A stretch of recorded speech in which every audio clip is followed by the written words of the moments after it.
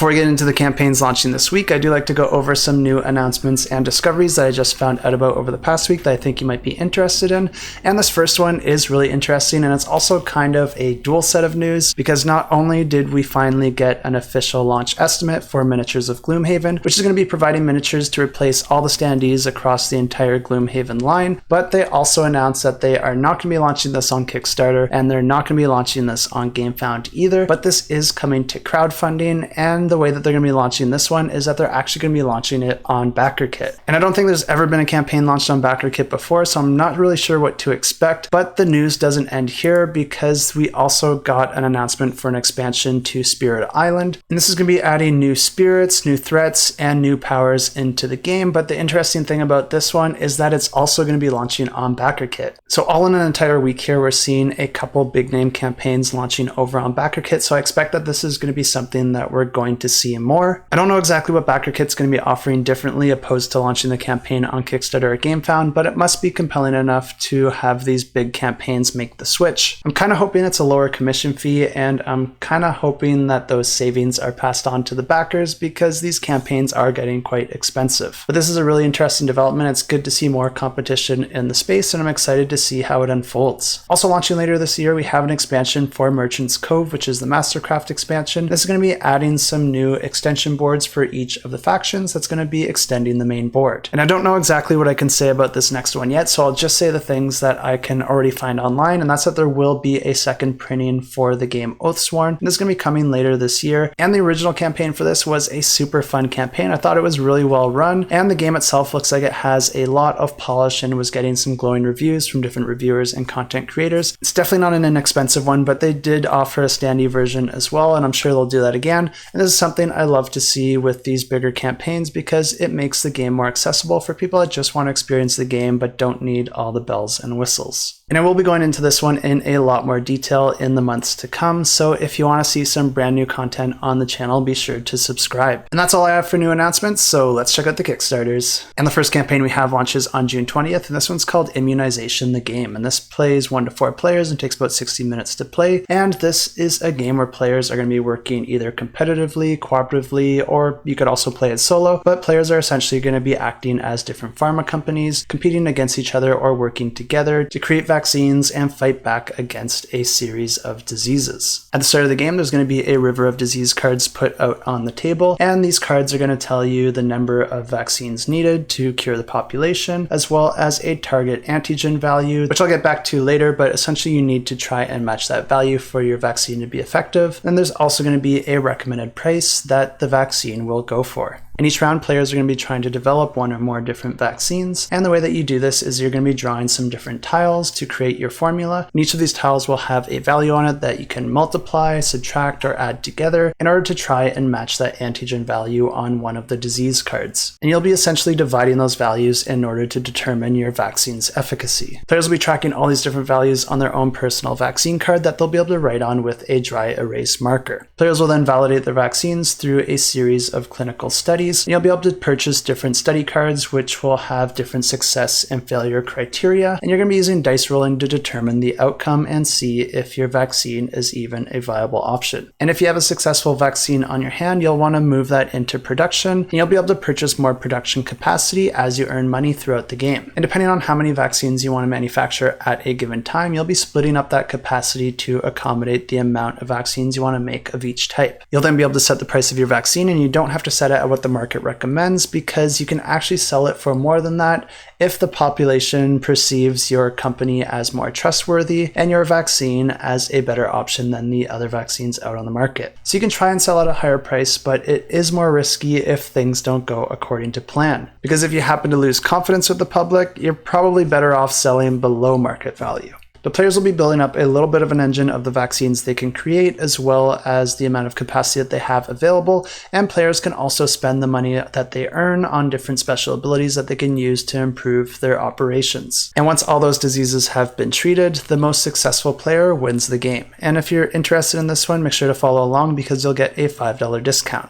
And launching on June 21st, we have the next campaign coming from CMON, and this is for Cyberpunk 2077, Gangs of Night City. And this plays 2 to 4 players and takes about 60 to 120 minutes to play. And this is a competitive area control game where players are going to be taking on the role of different rival gangs. And this does take place in the same world as the video game, but it is not a recreation of the video game. This has its very own story and very little in common with the game other than the theme and the world. And you don't play as a single character in this game, you're actually playing as the gang as a whole, and each of the members in your gang will have their own special ability, but you'll also be able to upgrade them with different gear cards and weapon cards as the game progresses. And one thing to note here is that your units will have some different shaped bases, and this is to represent the different types of units that you have in your gang, because each of the units has a different strength, which each correlate with the 3 different ways that you can earn street cred in this game, which is your victory points. And the 3 ways that you can improve your street cred is by getting and completing different jobs, navigating the cyber network to steal information from powerful corporations, or by engaging in combat with your opponents, securing different areas on the board in a battle of area control. Each round, players will be taking turns performing 2 actions on their turn. Players will be able to deploy their different units out on different areas of the board, with each of the locations having some different opportunities depending on the scenario that you're playing and depending on the location that you're visiting. And there's also a track that you can move up on as you explore the net that will grant you some special abilities as you move up through the different ranks. And some of the actions you can do is to deploy your units out on the board, expand into other areas, and establish a hideout there, which will allow you to spawn units in that area,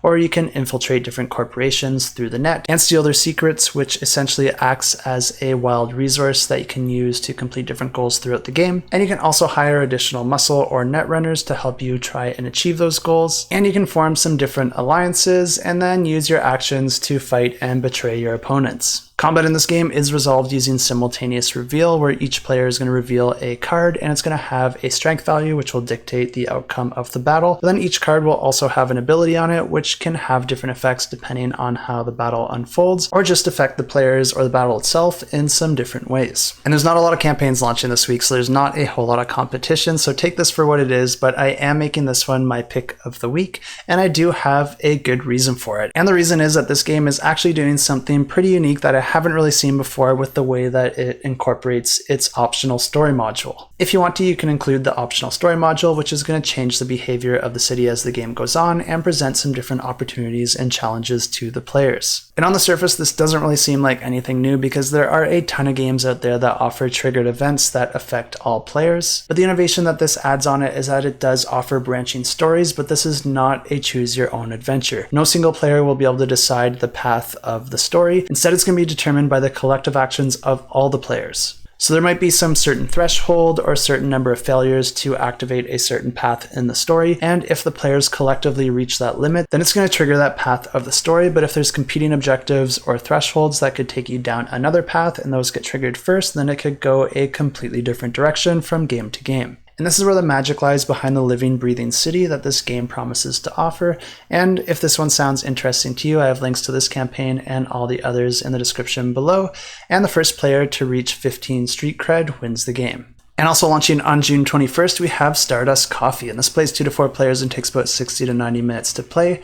And this is a competitive game that takes place hundreds of years in the future, where each player is going to be controlling a fleet of ships as they sail across the galaxy and try to collect different ingredients in order to create and deliver the best coffee and gain the most victory points to win the game. Players will be visiting different locations and collecting all sorts of different ingredients, but there is a special ingredient known as the Stardust ingredient, which will boost the victory point potential of any type of coffee that you're able to make. At the start of the game, the board is going to be set up by placing random location tiles around the main board, and then each player is going to be starting with 2 spaceships and then getting an additional one as soon as they complete their first coffee order. On a turn, players are going to be rolling dice of different colors and then moving their ships around on the board, and then you're going to be placing those dice in different areas to perform the actions that are available to you.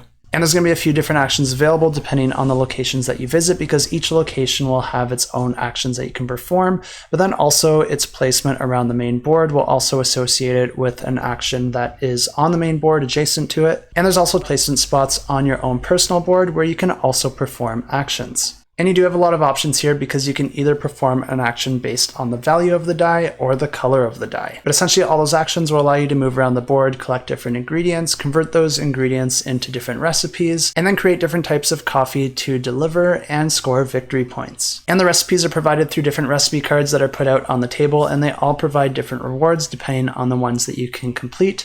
But it's not all going to be easy because players are also going to be going up against different space pirates that are also going to be moving around the board trying to steal all your ingredients, and you can try to either avoid them and gain all your victory points from brewing and delivering coffee, or you can choose to fight them, which will also earn you victory points in the form of honor, providing you another option for scoring potential. The game continues for 10 rounds, and then the player with the most victory points wins the game. Also launching on June 21st, I would like to welcome you to one of the best places in Canada, and sadly one of the only reasons I would ever recommend anyone visit Ontario. I mean, I guess we have Toronto, which has incredible food and nightlife, but honestly, it's not really worth the traffic. I live an hour and a half from Toronto and like 3 to 4 hours to the Muskoka Lakes area, and I will gladly drive that extra time to go to Muskoka. I was actually up there a couple weeks back, and I'm going to be going back up not this weekend, but the following weekend, and it's always a struggle for me to go back into society afterwards because I just want to stay there as long as possible. And now no matter where you live, 2 to 6 players can enjoy Muskoka the board game, which takes about 20 to 60 minutes to play. And at the start of this game, each player is going to get a randomly drawn location card, and in order to win the game, you have 3 things that you're racing to complete before the other players. And those 3 things you need to complete is to actually visit that location that you were dealt, gain the 5 different types of animal tokens, and gain a total of 25 victory points or more. And each player starts the game in a randomly drawn location, and then players are going to be taking turns performing 3 actions per turn to try and achieve those 3 objectives first. And the first action is going to be to collect 2 explore cards, and these are the cards that you're going to be spending in order to move around on the board. And there's 2 types of explore cards. There's land cards as well as lake cards, because those are the 2 terrain types that you're going to be able to travel. But then the different paths along the land or lakes will require you to travel in different ways. So there's actually 4 types of land cards and 4 types of lake cards, and the different land cards are to hike, bike, drive, or ATV, and the different lake cards are to swim, canoe, jet ski, or boat. And each of the paths on the board will tell you which type of cards you'll need in order to traverse that area of the board. And this is going to be represented by different icons. You're going to have to discard a card matching that type in order to traverse that part of the board. But there is also a land and lake wildcard that will make traversing a little bit easier if you're able to get your hands on it. And when you go to take the 2 cards for this action, you can either take them from the face-up cards at the bottom of the board or from the draw deck. The only catch here is that if there is a face-up wildcard and you decide to take that, then that is the only card you can take. And the second action you can perform is to play a different type of card, which is called an R&R card, and this is a type of ability card which can help yourself or hinder your opponents. And you do want to try and get these cards as much as possible because some of them will also grant you victory points, which will help you reach that 25-point objective. And for your third action, you actually have a few different options that you can choose from. You can either just choose to pass if there's nothing else you want to do on your turn, or instead you can discard 2 of your Explore cards to gain an additional R&R card, or you can try and complete a journey. And this is an important one because not only does it help you move around the board and try and visit your objective location, but it's also the way that you're going to get the different animal tokens. In order to complete the journey, you're going to choose a location to move to, and then you're going to look at all the different icons on the paths between you and that location, and you're going to have to discard a number of Explore cards matching each of those icons. And whether you're traveling land or sea or a combination of the 2, the number of cards you discard is going to determine which animal you see along that journey. So you want to keep in mind which animals you haven't seen yet, and then try to take the paths that require you to discard the right number of cards so that you'll gain the token of that animal. And some of these tokens can also grant you victory points. And the game continues like this until the player gets all 5 animal tokens, visits their objective location, and reaches 25 victory points. And the first player to do that wins the game.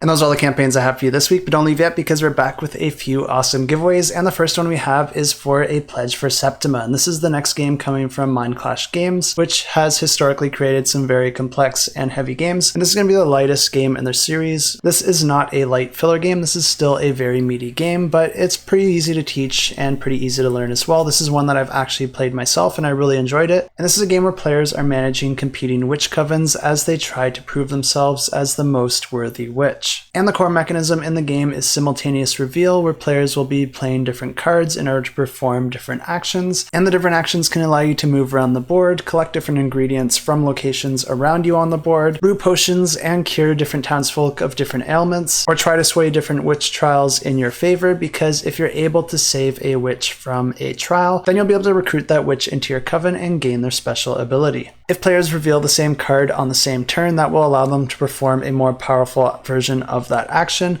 but it will also draw more attention from the witch hunters, putting their own coven at risk. Players can also move up the right track, which will allow them to gain some really powerful one-time use abilities. This will add a lot of excitement and variability from game to game.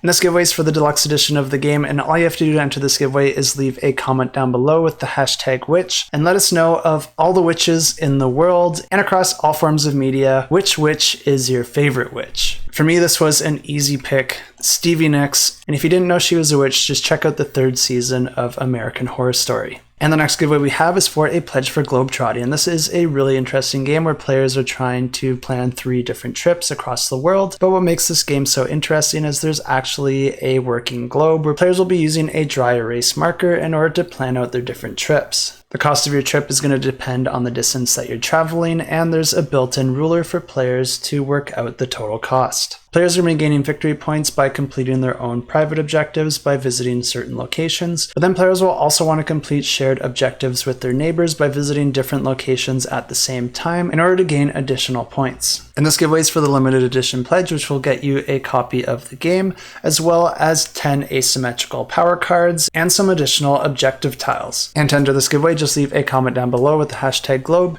and let us know if you could travel anywhere, where would you want to travel to next? I actually just came back from the Origins convention in Ohio, and I had a ton of fun there. I met a lot of cool people, and that's definitely something I want to do again, especially at an even bigger convention. So I would really love to travel to Germany for Essen, but let's be real, I'd probably go just for the pretzels. And if you're wondering how Origins went for me, the event itself was fine. It wasn't anything too crazy or too big, so I kind of saw everything that I wanted to in the first day. But what I really appreciated and what made the whole experience really worth it to me was just all the people I met and all the people I actually got to hang out with. My first day there, I had a really brief but really interesting run-in with Alex of Board Game Cove. We were just both at a level of exhaustion after that first day where we were just in full nonsensical ridiculous mode, which honestly seemed appropriate. And then the following evening, I got to hang out with Jesse, Shira, and Devin, who you may have heard of from the small channel known as Quackalope, as we set out on the successful adventure to find the best old-fashioned in town after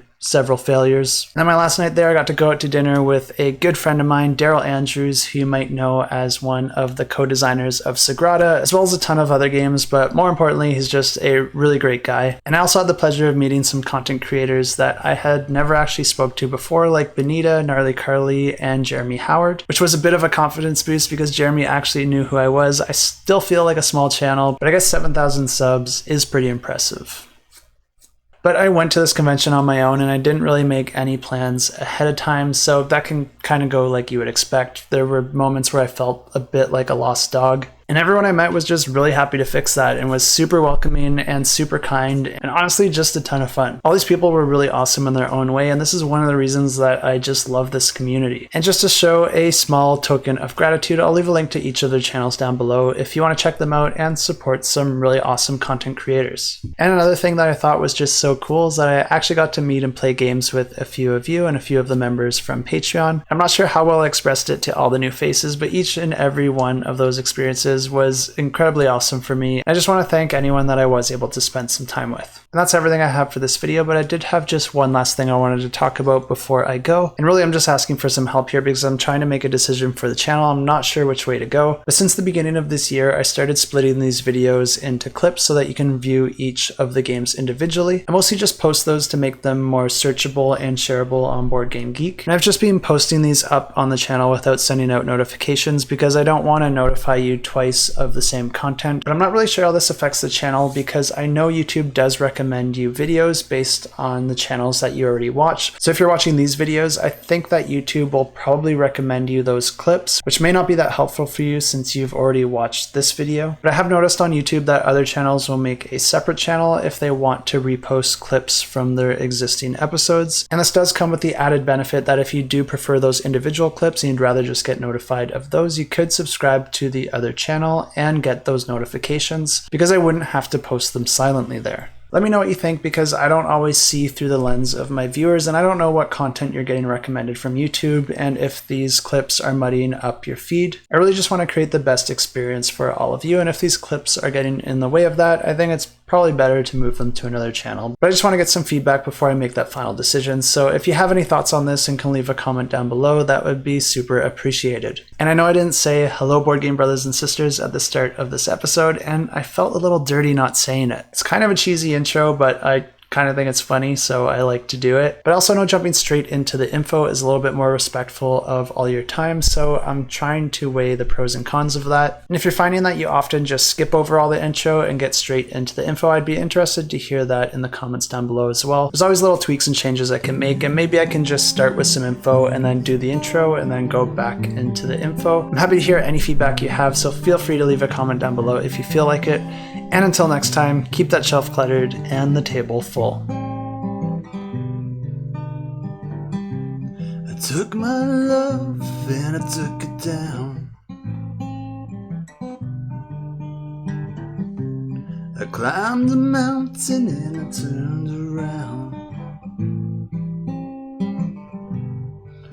And I saw my reflection in the snow-covered hills till the landslide brought me down.